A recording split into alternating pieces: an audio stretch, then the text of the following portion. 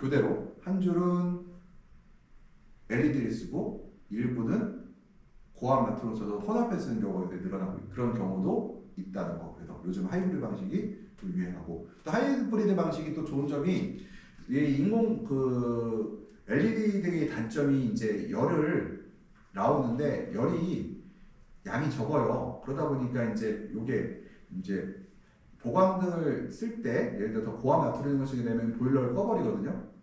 근데 LED는 보일러를 같이 돌려줘야 된다는 게 있어요. 이것들이. 그리고 가격이 엄청 비싸요. 예를 들어서 고압 나트륨 같은 경우는 평당 시공비가 한 10만 원이면 충분하거든요. 근데 저기 뭐야 저기 뭐지 LED 쓰게 되면 평당 한 30만 원 이상 올라가 버리니까 그러니까 감가상각에 대한 얘기가 있고 그 다음에 아까 UV 함량이 높고 생물기는 짧아진다는 거 말씀드렸죠. 여기 HPS 램프가 주로 스펙트럼의 적색면에 빛을 발산하고 인공광은 태양광을 대체수행하는데 인공광은 아까 말씀드린 고압 나트륨 같은 것들이 태양광과 가장 유사한 광이라고 얘기할 수가 있어요. 그 다음에 복사열이든지 우리가 에너지, 그러니까 롱 레디에이션, 그러니까 롱 웨이브 레디에이션은 장파전 광선에 대해서 얘기를 할 때요. 히트 이미션과 그러니까 열 손실과 같이 서로 연관되어 있다. 열 방사가 뭐냐면은 이제 스테판 볼츠만 법칙에 의해서 그러니까 열의 그 복사열이 나오는 정도는 절대 온도의 4제곱에 비례한대요. 100도면은 100도와 200도는 2배 차이가 아니라 어떻게 돼요? 4제곱이니까 한 16배 차이 나죠. 그렇게요. 그러니까 온도가 높을수록 뭐가 많이 나온다? 복사 에너지가 많이 나오고 온도가 낮을수록 공기를 대피는 에너지가 더 많이 나와요. 그러니까 복사열 적게 나온다는 얘기예요. 그래서 편차가 여기서 말하는 그 4제곱 비례라는 얘기는 온도의 편차와 관련이 있어요. 예를 들어서 내가 여기가 200도인데 여기가 0도인 게 있고 여기가 200도인데 여기가 100도인 게 있어요. 그러면은 같은 200도인데 이 공간이 0도인 것이 0도인 것이 100도인 거에 대해서 어떻게 나온다? 복사열이 훨씬 많이 나온다. 어떻게 나온다? 이 4제곱으로. 여기는 절대 온도도 있지만 상대 온도도 있죠. 상대 온도. 그러니까 우리가 예를 들어서 이렇게 얘기를 해요. 파이프 난방을 할 때 식물체 온도보다 한 20도 이상 높게 유지하라고 해요. 왜 그러냐면 복사열을 만들고요. 만약 그보다 낮아지면 복사열이 약해지고 없을 수도 있어요. 공기를 대피는 에너지가 될 수도 있어요. 우리가 예를 들어서 식물체 온도가 15도면은 예를 들어서 파이프 난방 파이프는 한 35도, 40도 정도를 유지해갖고 복사열을 만들어서 식물체의 체온을 덮이자 이렇게 얘기를 해요. 여기 그래서 롱웨이브 레디에이션 장파전 광선하고 열 손실에 대해서 얘기를 할 때 그랬고 단위는 뭐예요? 여기서 와트죠. 제곱미터 와트. 그러니까 제가 보일러도 다 킬로칼로리가 아니라 다 와트로 변형시켜야 된다는 거죠. 이게 열의 방사는 음수. 그러니까 열의 방사는 건 히트 이미션. 열의 손실은 음수를 표시한다. 마이너스. 그다음에 그러면은 들어오는 에너지 플러스로 표시하겠죠. 그래서 네덜란드 기준의 밤에는 마이너스 50와트 정도가 나오고요. 낮에는 플러스 700와트, 흐린 날은 마이너스 50와트, 맑은 날 밤에는 150와트까지 나오네요. 마이너스. 일반적으로 식물과 온실환경 간의 에너지 교환은 대략 5와트 제곱미터당 온도당. 이건 뭐냐면은 그 예를 들어서 그 유리벽면, 그러니까 벽면 내가 이걸 뭘 보고 계산하냐면은 내가 온실의 표면적이 나올 거 아니에요. 우리 표면적이 나오고 표면적에서 외부와 내부 온도의 편차. 예를 들어서 내가 내부가 20도인 15도인데 외부가 0도란 말이에요. 그럼 15도의 편차가 있죠? 15도 곱하기 5를 곱한 다음에 그 다음에 면적이 나오면 어떻게 돼요? 에너지의 손실이 나오겠죠. 이 표면적에 대한 이 손실이. 그래서 예를 들어서 작물의 온도가 지구 온보다 10도가 더 따뜻한 경우 10 곱하기 5, 50와트 제곱미터가 바로 손실이 발생한다는 겁니다. 다시 반대로 될 수 있겠죠. 내가 파이프가 반대로 또 올려 들어갈 수도 있고 여기서 내가 파이프 온도가 50도이고 40도이고 그 다음에 식물의 온도가 15도이면은 어떻게 돼요? 곱하기 또 반대로 열이 전달되겠죠. 그래요. 열 방사 같은 경우는 열 손실 같은 경우는 생장점 부위의 영양 부족과 작물의 결로를 유도한다. 그러니까 영양 부족이라는 건 뭐예요? 열 손실이 생장점의 온도가 떨어지게 되면은 생장점으로 무기양분의 이동이 멈추게 되고 무기양분의 멈추기 이동이 되면 바로 세력이 약해지는 현상이 발생하는데 이 증상들이 주로 언제 발생하느냐? 겨울에 안 발생해요. 환절기 때 발생해요. 환절기 때. 왜냐면 사람들이 환절기 때 외부 온도가 따뜻하니까 실제로 열 손실에 대한 거를 우리가 착각을 하고 있어요. 그러니까 외부에서 내부로 들어오는 에너지가 0일 때는 뭐만 발생해요? 열의 손실만 발생하죠. 그럼 열 손실이라는 거는 내가 겨울에 커튼 쓰고 난방을 할 때는 열을 부축이 되는데 그렇지 않을 경우에는 열 손실이 발생해갖고 일방적 열 손실에서 생장점이 약해지는 현상들이 많이 발생하더라는 거죠. 예를 들어서 공기 온도가 15도예요. 난방을 안 해도. 그러면 내 입장에서는 난방을 안 하고 방치하게 되잖아요. 근데 실제로 생장점에서는 공기 온도는 15도일지 모르다 복사, 그러니까 히트 이미션에 의해서 생장점 온도가 떨어지는 현상이 발생하게 되면은 증산도 멈추고 광합성 양분의 이동이 생장점으로 가지 못하게 돼요. 그러면 그때 세력이 생장점이 약해지는 증상들이 발생하는데 요즘에 농가 현장 가보게 되면은 대부분 경우가 뭐라고 하느냐? 봄에 심은 사람들 보면은 생장점이 약해지는 현상이 발생해요. 지금 3, 4, 5월달 강원도에 심은 사람들. 왜 그러는가요? 바로 공기 온도만 생각했지 생장점의 온도에서 발생하는 열 손실이 일어나고 있는 것을 모르고 있기 때문이거든요. 공기 온도가 충분하니 자기들 생각에는 온실이 적당하다고 생각하는데 그러면 생장점이 약해지는 원리를 갖다가 이제 그분의 생각에는 이제 뭐라고 하냐면 이제 물이 부족해서 그렇다. 아니면 뭐 양분이 부족해서 그렇다. 뭐 이런 식으로 판단을 하게 되죠. 근데 실제로 아무리 그렇게 뭐 해봐야 양분 자체가 생장점으로 이동이 멈춰버린 거라 이것은 우리가 야간에 충분히 생장점의 온도를 높여주는 방법에는 없다는 거죠. 보광등을 사용하게 되면 고온이 되게 유리해요. 생장점의 온도가 높기 때문에 그건 굉장히 유리해요. 생장점 자체가 강해지는 원인이 아마 보광등에서는 광합성을 더한 것도 일부 있고 또 일부는 반면이 반대로 그러니까 일부는 생장점 온도가 하지 않은 것 우리가 생장점에 보강을 하지 않은 것보다 생장점의 온도가 상대적으로 높기 때문에 아마 그 영향도 굉장히 클 것이다 얘기를 해요. 그 다음에 알루미늄 스크린은 우리가 플라스틱, 그러니까 PVC나 PE 스크린보다 열 복사의 보호에 우수하다. 그래서 우리가 알루미늄 스크린을 보온 스크린이라고 하기도 하는데요. 이게 뭐냐면은 알루미늄 스크린 같은 경우가 뭐예요? 빛은 뭐라고 했어요? 반사라고 했죠? 반사가 일어나기 때문에 알루미늄 스크린이 훨씬 이런 에너지 손실에 방지하는 데 도움이 된다는 거고요. 그래서 우리가 그 서멀 컨덕시턴트라고 해서 열 전도 계수라고 했는데요. U 밸류, K 밸류라고 그래요. 이 열 전도 계수가 높아야 좋아요, 낮아야 좋아요? 낮아야 좋아요. 근데 우리나라 온실에서는 자재들이 이 열 전도 계수가 없는 것들 상당히 많아요. U 밸류 값이 없어요. K 밸류. 그러니까 U 밸류, K 밸류라고 하는데 우리 네덜란드의 이제 예를 들어서 뭐 스벤손이라든가 이런 것들은 아니면 하다못해 그 스벤손 이런 뿐만 아니라 뭐 피복제들도 유밸류 값이 나와 있는데 국산들은 아직 유밸류 값이 표시된 걸 못 봤어요. 아직까지는 유밸류 값을 아마 모르시는 것 같은 느낌이 들더라고요. 그래서 우리가 보통 일반적인 유리의 열 전도 계수는 제곱미터당 10W이다. 10W. 이건 뭐예요? 온도당이죠. 그러면 내외부 온도 편차에 의해서 제곱미터당 이게 나가는 거죠. 이것들은 열 전도 계수. 그러니까 이거는 아까 히트 이미션 같은 경우 앞에 열 손실 여기서 말하는 히트 이미션 있잖아요. 복사열 손실 같은 경우는 열 전도 계수랑 관계없어요. 열 전도 계수는 뭐냐면은 열 전도 계수는 열 전도 계수는 뭐냐면은 유리 표면이에요. 표면에서 이쪽 표면과 이쪽 표면 온도차로 전달되는 거고 아까 말했던 히트 이미션은 여기의 온도와 얘 유리 상관없어. 여기의 온도와 유리 온도만 차 있어요. 그러니까 이 공기 온도는 필요 없어요.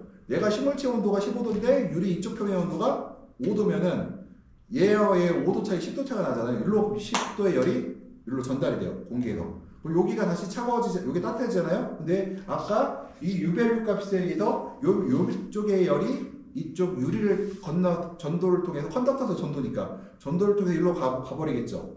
그러면은 여기가 또 차가워지겠죠. 그러면은 다시 식물이 다시 열로 열을 공급해요. 요것을 우리가 그러니까 복사열 손실과 바로 서멀 컨덕턴스 그러니까 열 전도에 의한 그러니까 열 전도 계수에 의한 열 손실이 동시에 발생한다는 이것들이요. 그러니까 표면이 열 전도 계수가 낮다고 하면은 식물체가 열을 공급을 했으면 이게 따뜻해지겠죠. 따뜻해지고 그러면 얘와 얘의 온도 편차가 줄어드니 어떻게 돼요? 복사열 손실이 줄어드는데 그러니까 우리가 뭘 하게 돼요? 커튼을 붙여 측면에 커튼을 다 웬만하면 놓고 없는 사람들은 어떻게 해요? 유리온실 없는 사람들 비닐로 아니면 알루미늄 이런 걸 막아버리죠. 왜 막아요? 공기의 손실도 공기가 빠져나가는 것도 줄여주지만 바로 요 콘덕턴스를 줄여주려고 이것들을 줄여주려고. 그래서 보면은 유리 표면 온도가 25도와 10도일 때 여기서 말하는 거는 온실 내부가 25도의 표면 온도이고 이거 공기 온도 상관없어요. 표면 온도예요. 유리의 표면 온도가 25도이고 바깥이 10도일 때 어떻게 돼요? 25에서 10을 빼고 곱하기 10을 곱하면은 150W가 되죠. 여기서 빠진 게 뭐가 있으면은 바람이 바깥에 세게 불어요. 어떻게 돼요 그러면? 더 많이 열을 뺏기겠죠 이것들이요. 그래서 상당히 열동도에 들어가는 거는 이제 우리가 그러니까 이게 온실 부하량 계산하기 난방 부하량 계산하기가 굉장히 어려워. 이런 유밸류 값도 알아야 되고 여러 가지를 알아야 되니까 어렵다고 얘기해요. 그다음에 대류에 그러니까 컨벡션이라고 에어 무브먼트 컨벡션이라고 해서 이거는 공기의 흐름에 따라서 공기가 열을 전달하는 것을 우리가 대류 에너지라고 하는데요. 대표적인 게 라디에이터죠. 라디에이터가 이제 그 열을 전달하는 것들, 그러니까 공기가 대표져서 열을 전달하는 걸 우리가 그 대류 에너지라고 하고요. 그러면은 이 대류 에너지를 전달할 때는 뭐가 발생할까요? 대류가 발생해. 공기 흐름이 있어요. 그리고 공기가 정체되어 있다고 하면은 어떨까요? 공기에 전달은 되긴 되는데 전달이 속도가 굉장히 늘어지죠. 그래서 우리가 보통 열의 전달 속도는 우리가 제곱미터당 10W 정도로 얘기를 하고 있고요. 근데 여기서 하나가 우리가 대류열 전달을 막기 위해서 우리가 하는 게 있어요. 제가 오늘도 보냉컵에다가 커피를 타갖고 왔는데 오면서 먹고 왔는데 보냉컵에 이중으로 돼 있죠. 공기가 이 안에 서 있죠. 플라스틱 공기가 들어있죠. 근데 여기가 왜 보냉이 될까요? 그러면은 왜 물이 식지 않거나 따뜻해지지 않을까? 그러니까 열이 전달이 외부와 차단이니까요. 이 컨덕턴스가 되기 위해서는 이 간격이 벌어져야 돼요. 멀면 멀수록 어때요? 공기의 전달이 흐름이 원활해져요. 좁으면 좁을수록 전달이 안 돼요. 근데 온실에서는 우리가 보면은 커튼을 이제 한 20cm, 30cm 놨잖아요. 왜 이렇게 놨을까요? 작업하기 위해서 그런 것들이죠. 모터가 또 움직여야 되고 그렇게 붙어버리면 안 되겠죠. 그래서 가끔 가다가 어떤 분들이 측면 같은 경우는 이제 플라스틱 온실을 지을 때 측면 이중을 벽을 세웠을 경우에 이 폭이 좁으면 좁으나 일부러 넓게 할 필요는 없다는 얘기예요. 좁을수록 좋다. 단 작업에 방해가 되지 않는 좁을수록 좋다. 어떤 분들은 이게 넓어서 보온이 잘 된다? 그거는 거꾸로 얘기하는 거예요. 이게 좁을수록 보온은 잘 돼요. 대신에 수리하기가 어렵죠. 나중에 비닐 교체하려고 해도 이게 좁을수록 교체가 어렵거든요. 그러니까 이런 것들 감안해서 우리가 작업과 에너지 손실을 두 개 다 고려해서 우리가 온실을 시공하는데 좁을수록 좋다. 그래서 커튼 같은 경우도 이게 30cm 있고 50cm 있는데 보통 30cm 정도로 우리가 하는 이유가 바로 두 개의 모터가 있기 때문에 기아가 있잖아요. 그럼 이 공간이 벌써 5cm 여기 있잖아요. 여기인데 커튼이 밀다가 서로 이렇게 해서 이게 묻혀지면은 이게 잘못하면 붙어갖고 작살날 거 아니에요. 그래서 우리가 항상 안전 구간 확보해야 되거든요. 그래서 이 대류 에너지를 막기 위해서 우리가 이게 좁게 하면 좋겠다는 거예요. 공기가 그 대류 에너지가 어떤 점이 있냐면은 이쪽 면이 있잖아요. 공기가 여기가 따뜻하고 여기가 차가워요. 그러면 공기가 이렇게 가서 여기를 따뜻하게 만들고 다시 오는데 이게 크면 클수록 속도가 빨라요. 작을수록 속도가 느려지고요. 그러면 그 측벽 PMMA 네. 측벽 세울 때 이중벽으로 세우잖아요. PMMA 할 때는 하나죠. 6겹이죠 보통. 그러면 그 6겹, 6겹이요? 왜 6겹이 안에 6겹으로 했어요? 그럼 그 미세하게 1, 2, 3, 4 그렇죠. 이렇게 있는 거예요? 네. 그 사이도 최대한 좁게 유지하는 게 여기 더 좁을 수가 없어요. 아. 여기도 더 좁아질 수가 없어요. 여기 요만한 사이에 20mm, 30mm 사이에도 6겹이 들어있으니까 20mm 정도, 요즘에 30mm 되겠네. 30mm 6겹이 들어있으니까. 네. 그리고 더 두꺼운 것도 있어요. 이만한데 10겹짜리도 있어요. 그건 제가 볼 때 우리 지역에서 그게 안 맞고 내가 만약 평창에다 온실을 준다면 그거 쓰면 되겠더라고. 평창에다 그런 것들은. 근데 그것도 측면에 커튼 있는 게 좋아요. 왜 그러냐면 육겹이라 하더라도 이 흔히 말해서 대류열이라든가 전기, 그러니까 우리 컨덕턴스에 의한 건 막을 수가 있는데 하나가 안 되는 게 있어요. 바로 복사열이지, 히트 이미션. 그러니까 바깥을 보고 그러니까 식물체가 공기를 통하지 않고 바로 열이 손실되는 것들은 좀 막기가 어려운 것들은.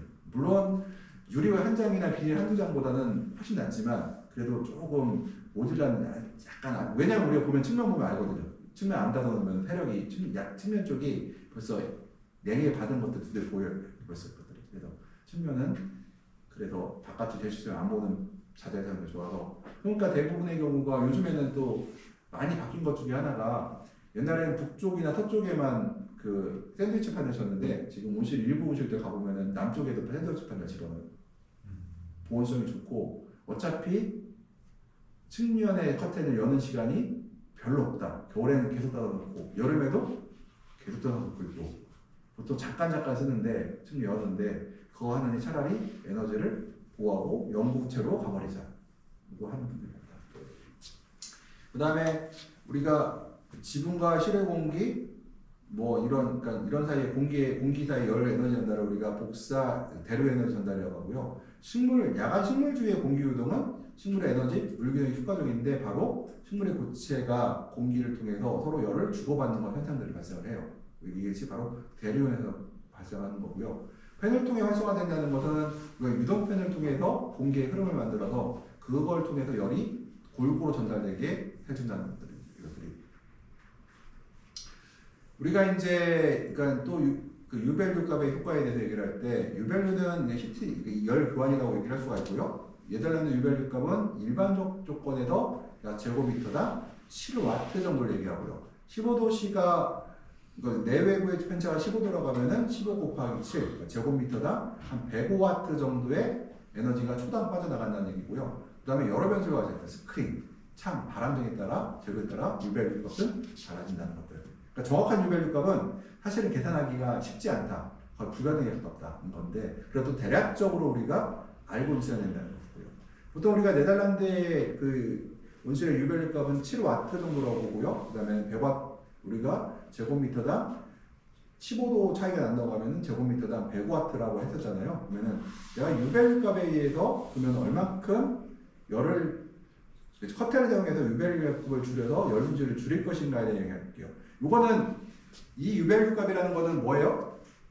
단지 전도도에 의한 거잖아요. 열이 그러니까 이쪽 면에서 한쪽 면으로 전도에서 나가는 것만 얘기하는 거예요. 내가 틈새로 빠져나가는 열이라든가 복사 냉각기에서 열은 제외하고 그 뭐예요? 단지 전도도에 의한 열의 손실만 얘기하는 거잖아요. 이게 제일 커요. 크기는. 그러면은 이게 에너지가 만약에 100이 있으면은 이게 한 8, 90 되고 나머지 1, 20이 공기 손실까지는 모르겠어요. 그렇지만 복사열에 빠지는 거는 일부분이고 대부분이 이 전도에서 빠져나가는데 그러면은 보게 되면요 7W예요. 스크린 에너지가 6W라고 쳐요. 에너지 스크린. 그렇죠? 에너지 스크린이요. 온실 내부 온도 편차는 15도일 때 유밸류 값이 있어요. U분의 1 플러스 U2가 있는데 여기 보면은 커튼이 뭐예요? 자, 유리가 7분의 1 그 다음에 커튼이 하나가 있었죠. 이걸 6분의 1이요. 그러면 1을 놓고 1분의 얘가 그러면 13, 42가 나오고 이거를 1을 7분의 1로 나누고 6분의 1로 한 다음에 이렇게 되면 이제 다시 곱해버리잖아요. 그러면 42대 13이 나오고 이걸로 보면은 3.2W의 열 손실이 발생하는 거죠. 한 커튼 하나 썼을 때. 그러면은 여기서 얘하고 얘하고 그러면은 에너지 손실이 얼마큼 차이가 나나요? 얘는 7W고 얘는 3.2W면은 어떻게 돼요? 약 50%의 에너지의 손실이 줄어든 거죠, 이것들요. 근데 커튼을 2장 쓰게 되면 어떨까요? 이것보다 여기다 이제 U1이 유리, U2가 커튼 1개, U3가 커튼 2개, U4가 커튼이 4개가 되겠죠. 그러면은 커튼의 개수가 늘어남에 따라서 에너지 손실이 줄어드는 거 맞다. 그렇지만 비례적으로 줄진 않는다. 가면 갈수록 줄어드는 양이 줄었다는 거죠. 왜냐하면 모수가 줄어드니까 곱하기를 해버리면 얘도 100에서 50%를 줄이면 50이지만 만약에 50에서 다시 반을 주면 25가 되죠. 25를 또 반으로 나면 12.5가 돼요. 그러면은 에너지의 실제로 에너지의 소실이라는 거는 커튼을 많이 쓰면은 적게 들긴 하지만 비례적으로 들지 않고 로그값으로 줄어요. 로그값은 뭐예요? 이거죠. 천천히 그러니까 여기다 급격하게 주는데 그 다음부터는 두 장 뜨면은 속도가 늦어지고 나중에 가서는 완만하게 된다는 거죠. 이렇게요. 그러면은 우리가 에너지 손실만 볼게 아니라 장비의 투자 비용까지 감안하게 되니까 커튼을 몇 점 설정할 거는 다르다. 예를 들어 나는 가지를 해. 19도에서 20도를 유지해. 그러면 어때요? 3장을 갖고 하는 게 유리할 것 같아요. 근데 나는 딸기 하는 사람이야. 야간에 8도 10도를 유지해. 그러면은 2장까지도 갈 이유가 있을까? 뭐 한 장은 한 장 놔도 될 것 같은데 왜냐면 뭐가 있어요? 커튼은 비용이니까. 근데 난 토마토로 오일을 해요. 그래서 15도 정도 유지하고 싶어. 한 남들 보니까 2장 정도 하면 적당한 것 같아. 2장 먹으면 되겠죠. 그래서 저는 항상 고민이 딸기 하시는 분들이 3장을 놔. 야 딸기는 다른 작물에 비해서 가지에 비해서는 무려 9도가 낮고 토마토에 비해서도 일반적으로 5도 6도가 낮은데 굳이 온도가 높은 작물일수록 커튼을 많이 써야 유리하거든요. 근데 그래서 보면 토마토 하시는 분은 보통 2장인데 딸기 하시는 분은 3장이야. 야 저게 맞는 얘기인가? 항상 저는 그거 보면서 오히려 우리가 반대로 하는 것 같은 느낌이. 그러니까 저 생각은 토마토 하시는 분은 수준이 높죠. 딸기 하시는 분은 수준이 좀 낮다 보니까 그런 일이 발생하지 않나 싶은 생각이 들고 그래서 이걸 보면은 예? 그 바람 녹화 그 바람 녹화돼 버렸어. 아니 뭐 그건 상관없어요. 본인들은 못 받아갈 테니까. 그래서 우리가 그 다음에 요거는 난방법에서 연 전도와 복사 배류의 조합이라고 하는데요. 파이프의 방사율은 0.8 일반 우리가 흑관이라고 하죠. 흑관의 관이 이제 0.8로 놓고요. 작물의 반사율 계수를 1이라고 식물은 그냥 1을 놓고요. 파이프 온도가 있죠. 그 다음 작물 온도가 있어요. 두의 편차가 있죠. 파이프 온도가 이게 그러면은 온실 공기 온도하고 열 혼자 계수가 있는데요. 5 곱하기 6.7 곱하기 10의 2.1 이거는 그냥 알고 있어야 되는 거고 CS가 뭐예요? 방사율이죠. 0.8, 274, 그다음 TP가 뭐예요? 274는 왜 나오냐? 절대 온도예요. 이거는 274 우리 옛날에 물리 시간 배웠죠. 절대 온도. 그다음 TP가 뭐예요? 아까 여기 뭐라고 했어요? 복사열을 만들 때 온도 차에 4의 제곱이라고 사승이라고 했죠. 왜 사승이 들어가는 거예요? 그러면은 CS가 파이프 TP가 파이프 온도, TC가 뭐예요? 작물 온도죠. 그러면 작물의 온도하고 얘의 사회 재생을 해서 여기 뭐예요? 이 편차가 나오죠. 그러니까 얘가 높을수록 어떻게 돼요? 편차가 더 커지겠죠, 이것들이요. 이게 차이가 커지고 그 다음에 우리가 이건 레디에이션 값이에요. 복사열이 가지고 그러면은 복사열을 우리가 이렇게 계산하면 되고 그 다음에 여기 보면은 컨벤션은 뭐예요? 대로 에너지죠. TP와 TA, TP 파이프 온도와 공기 온도를 갖다가 뺀 다음에 곱하기 10을 해버리면은 어떻게 돼요? U 열전하기 저 10이 정해진 거거든요. 10을 해버리면은 우리가 전달 에너지가 나오겠죠. 여기서 하나 빠진 게 뭐가 냐면은 바로 대표졌어. 그러면은 편차가 어떻게 돼요? 내가 여기가 20도인데 여기가 대표져서 파이프 온도가 30도였는데 공기 온도가 만약에 10도였다가 20도가 됐어요. 여기가. 그러면은 얘가 10도가 났죠. 그럼 이 편차를 얘를 빨리 식혀줘야 다시 열을 전달받을 거 아니에요. 그럼 어떻게 해야 돼요? 얘가 공기를 유동시켜서 이걸 멀리 보내야 돼요. 멀리 보내면은 다시 찬 공기가 들어오니까 다시 얘가 더 빨리 대표지겠죠. 이걸 반복하는 것이 바로 우리가 유동편이라는 거죠. 공기 유동에 대해서 얘기할 때. 그러면은 이 레디션 값은 공기 유동과 관련이 없죠. 공기의 유동은 바로 이 컨벤션 에너지, 그러니까 공기를 대류시키는 에너지에서 우리가 적용되는 거고요. 아까 이 복사열은 뭐라는 관련이 있다? 요거에 봤을 때 앞에 건 건들 수가 없는 것들이잖아요. 그럼 뭐가 관련 있어요? 파이프의 온도와 식물의 온도 편차에 의해서 바로 레디에이션 값이 결정된다. 식물의 온도는 우리가 결정할 수가 없죠. 우리가 파이프 온도는 우리가 조정할 수가 있죠. 그러니까 파이프 온도가 높을수록 레디에이션 에너지가 훨씬 커진다는 얘기를 드려요. 왜냐면 에너지는 같은데 우리가 레디에이션이 많아지면 상대적으로 뭐가 줄어들겠어요? 바로 컨벡션 에너지가 줄어들겠죠. 우리가 이제 그 파이프를 통해서 레디에이션과 컨벡션, 그러니까 대류 에너지에 대한 열의 전달에 대해서 좀 설명을 드리면은 파이프 편적을 제곱미터당 보통 우리가 0.16 제곱미터라고 계산해요. 파이프 편적은. 그러니까 우리 1m의 파이프 갈 때, 뭐 직경은 51m짜리 쓰고요. 그러면 작물의 온도가 18도이다. 토탈 에너지 파이프로 이제 보게 되면은 복사와 플러스와 대류 에너지 곱하기 파이프의 편이죠. 0.16 곱하면은 파이프의 토탈 에너지 나오는데 볼게요. 우리가 파이프 온도가 20도이고 복사에는 그러면 보면